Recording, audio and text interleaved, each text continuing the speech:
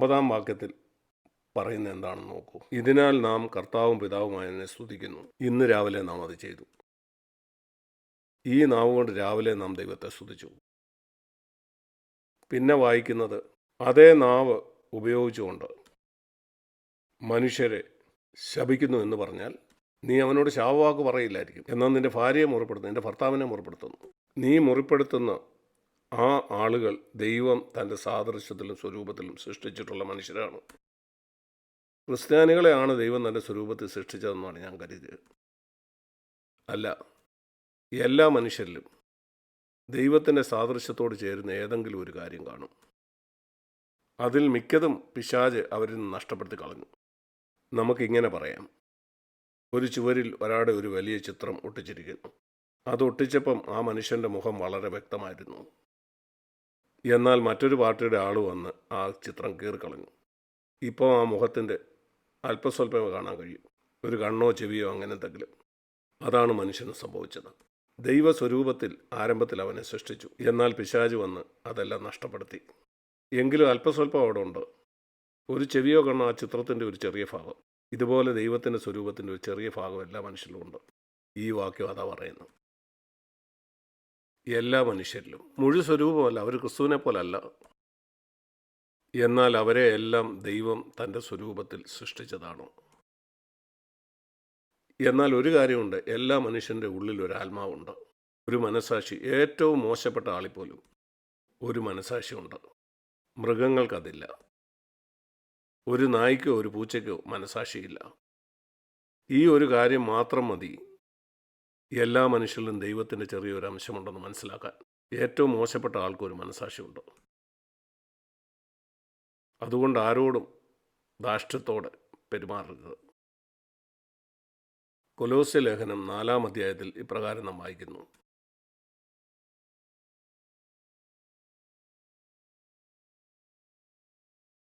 കൊലോസ്യ ലേഖനം 4-ാം അധ്യായം. ഒരു നല്ല അധ്യാപകൻ, ഉയർന്ന നിലവാരമുള്ള ഒരാൾ, ഉദാഹരണത്തിന് ഒരു നല്ല കണക്കധ്യാപകൻ എപ്പോഴും പറയും 100% മേടിക്കാനായിട്ട് പഠിക്കുക. അവനൊരു നല്ല അധ്യാപകനാണ്. നിങ്ങളുടെ പരീക്ഷയിൽ 100% മാർക്ക് വാങ്ങുകയാണ് നിങ്ങളുടെ ലക്ഷ്യമെങ്കിൽ അതാണ് ഇവിടെ പറയുന്നത്. കൊലോസ്യ ലേഖനം 4-ാം അധ്യായം 6-ാമത്തെ വാക്യം. നിങ്ങളുടെ വാക്ക് എപ്പോഴും എന്ന് പറഞ്ഞാൽ 100%, എപ്പോഴും കൃപയോടുകൂടിയതായിരിക്കട്ടെ. നിങ്ങൾക്കിവിടെ നിർത്താം. സത്യത്തിൽ ഈ ഒരു വാക്കുകൊണ്ട് നിങ്ങൾക്ക് നിങ്ങളുടെ ഭാവി ജീവിതം നടത്താം. നിങ്ങളുടെ വാക്ക് എപ്പോഴും കൃപയോടുകൂടിയതായിരിക്കട്ടെ. അവൻ പറയാണ്, ഈ കൃപ ഉപ്പിനാൽ രുചി വരുത്തിയതുമായിരിക്കണം. ഭക്ഷണത്തിൽ നിന്ന് ഒരു സ്പൂണ് എടുത്ത് നിങ്ങൾ രുചിച്ച് നോക്കിയാൽ നിങ്ങൾക്ക് അപ്പം തന്നെ മനസ്സിലാവുക അതിനകത്ത് ഉപ്പുണ്ടായിരുന്നു ഇല്ലയോ എന്നുള്ള കാര്യം. ആരോടും നിങ്ങൾ ചോദിക്കണ്ട. രുചിക്കാനുള്ള കഴിവ് നിങ്ങൾക്കുണ്ടെങ്കിൽ ഒരു സ്പൂൺ കൊണ്ട് നിങ്ങൾക്കത് മനസ്സിലാവും. അത് വായി വെച്ചാൽ ഉടനെ നിങ്ങൾക്ക് മനസ്സിലാവും ഉപ്പിനാൽ രുചി വരുത്തിയതാണോ എന്ന്. നിങ്ങൾക്കറിയാമല്ലോ, ദൈവം ഉപ്പുണ്ടാക്കിയത് നമ്മുടെ ഭക്ഷണത്തെ രുചിയുള്ളതാക്കേണ്ടതിനാണ്. ഉപ്പില്ലെങ്കിൽ അതെന്തോ ഒരു കുറവ് പോലാണ്. അത് പെട്ടെന്ന് നിങ്ങൾക്ക് മനസ്സിലാവും. ഇതുപോലെ തന്നെയാണ് ചിലർ സംസാരിക്കുമ്പോൾ പെട്ടെന്ന് തന്നെ നിങ്ങൾക്ക് മനസ്സിലാകും അതിനകത്ത് കൃപയില്ലായിരുന്നു. ഒരു സ്പൂണ് മതി, അല്പം ചില വാക്കുകൾ മാത്രം, നിങ്ങൾക്ക് മനസ്സിലാകും ഇവന് കൃപ ലഭിച്ചിട്ടില്ല. നിങ്ങൾക്കങ്ങനെ ആകണോ? ഒരു നല്ല പാചകക്കാരൻ എപ്പോഴും തൻ്റെ ഭക്ഷണത്തിൽ ഉപ്പ് കൊണ്ട് രുചി വരുത്തുന്നവനായിരിക്കും. അവനൊരു നല്ല പാചകക്കാരനാണ്. ചില സ്ത്രീകൾ അവരുണ്ടാക്കുന്ന ഭക്ഷണം എപ്പോഴും മനോഹരമായിരിക്കും, നല്ല രുചിയുള്ളത്. ചില സഹോദരിമാർ ഉണ്ടാക്കിയ ഇതുപോലുള്ള ഭക്ഷണം ഞാൻ കഴിച്ചിട്ടുണ്ട്. എപ്പോഴും അത് നന്നായിരിക്കും. എപ്പോഴും ആവശ്യത്തിനുള്ള ഉപ്പ്. കഴിഞ്ഞ 50 കൊല്ലമായിട്ട് എൻ്റെ ഭാര്യയും ഭക്ഷണം ഉണ്ടാക്കുന്നത് അങ്ങനെ തന്നെയാണ്. എപ്പോഴും ആവശ്യത്തിനുള്ള ഉപ്പ്. ഉപ്പിനാൽ രുചി വരുത്തിയത്. ചിന്തിച്ചു നോക്കൂ ഇതുപോലുള്ള സംസാരം. ചിന്തിച്ചു നോക്കൂ, നിങ്ങൾക്ക് ഇതുപോലെ ഒരു സാക്ഷ്യമുണ്ടാകുക എത്ര നല്ലൊരു കാര്യമാണ്. നന്നായിട്ട് ഭക്ഷണം പാകം ചെയ്യുന്ന ഒരാൾ, മനോഹരമായിട്ട് അവർ കുക്ക് ചെയ്യുന്നു, ആവശ്യത്തിനുള്ള ഉപ്പിട്ട് രുചിയുള്ള മനോഹരമായ ഭക്ഷണം. ചിന്തിച്ചു നോക്കൂ, ഇതുപോലൊരു സാക്ഷ്യം നിങ്ങൾക്ക് ഉണ്ടായിരിക്കുക. ആ സഹോദരൻ സംസാരിക്കുമ്പോൾ, പ്രസംഗമല്ല, സാധാരണ സംസാരിക്കുന്ന സമയത്ത് ആ സഹോദരനോടോ സഹോദരിയോടോ ഞാൻ സംസാരിക്കുമ്പോൾ അവൻ്റെ ആ വാക്കുകളിൽ ഒരു കൃപ എനിക്ക് കാണാൻ കഴിയും. അവൻ എല്ലാവരെയും കർത്തൃത്വം നടത്തുന്നവനും കുറ്റം പറയുന്നവനും ശാഠ്യം കാണിക്കുന്നവനും ഒന്നുമല്ല. അല്ലെങ്കിൽ ഈ സഹോദരി മറ്റുള്ളവരോടൊക്കെ കുറ്റം പറഞ്ഞ് നടക്കുന്ന ഒരു ശാഠ്യക്കാരിയല്ല. അവൾ എപ്പോഴും മറ്റുള്ളവർ കുറ്റം കണ്ടെത്തുന്നില്ല. അവളിലൊരു കൃപയുണ്ട്. കൃപയെന്ന് പറഞ്ഞാൽ തെറ്റുകളെ കണ്ടില്ല എന്ന് നടിക്കുന്നതല്ല. ദൈവം കൃപ നിറഞ്ഞവനാണെങ്കിലും തെറ്റുകളും കുറ്റങ്ങളും കണ്ടില്ലെന്ന് നടിക്കുന്നില്ല. എന്നാൽ അവൻ എല്ലായ്പ്പോഴും മനുഷ്യൻ്റെ പാപത്തെപ്പറ്റി പറഞ്ഞുകൊണ്ടിരിക്കുകയല്ല. ദൈവവചനം മുഴുവനും പാപത്തെ കുറ്റപ്പെടുത്തിക്കൊണ്ടിരിക്കുകയല്ല. ആശ്വാസത്തിൻ്റെ ഒത്തിരി വാക്കുകളുണ്ട്. അതിനകത്തൊരു ബാലൻസ് ഉണ്ട്. നിങ്ങളുടെ വാക്കുകൾ എപ്പോഴും കൃപയോടുകൂടി ആയിരിക്കട്ടെ എന്ന് പറയുമ്പം എങ്ങനെ ആ ബാലൻസ് കിട്ടുമെന്ന് ഞാൻ നിങ്ങളോട് പറയാം. ദൈവവചനം വായിക്കുക. പൂർണ്ണമായിട്ടും ബാലൻസുള്ള ഒന്നാണ് ദൈവവചനം. അതിൽ കൃപയും സത്യവുമുണ്ട്. അവൻ സത്യം വിട്ട് കളയുന്നില്ല. നിങ്ങളുടെ വാക്കുകൾ എപ്പോഴും കൃപയുള്ളതും ഉപ്പിനാൽ രുചിപ്പെടുത്തിയതുമായിരിക്കണം. അങ്ങനെ ഓരോരുത്തരോട് എങ്ങനെ ഉത്തരം പറയണമെന്ന് നിങ്ങൾക്ക് മനസ്സിലാവും. ആര് തന്നെ ആയിരുന്നാലും, ഒരു ദാസനോട്, ഒരു ഭിക്ഷക്കാരനോട്. കുഞ്ഞുങ്ങൾ ചെറുതായിരുന്നപ്പോൾ ഞാൻ അവരോട് പറയാറുണ്ടായിരുന്നു, ഭിക്ഷ യാചിക്കാനായിട്ട് നമ്മുടെ കതകിൻ്റെ അടുക്ക് വന്ന ഒരാളെ നിങ്ങൾ ഓടിച്ചു വിട്ടാൽ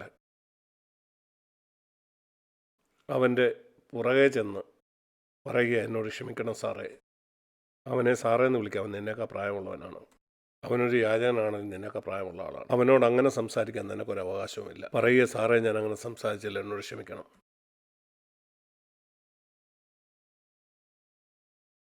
അങ്ങനെ മോശമായിട്ട് അവർ സംസാരിച്ചു എന്നല്ല ഞാൻ പറയുന്നു.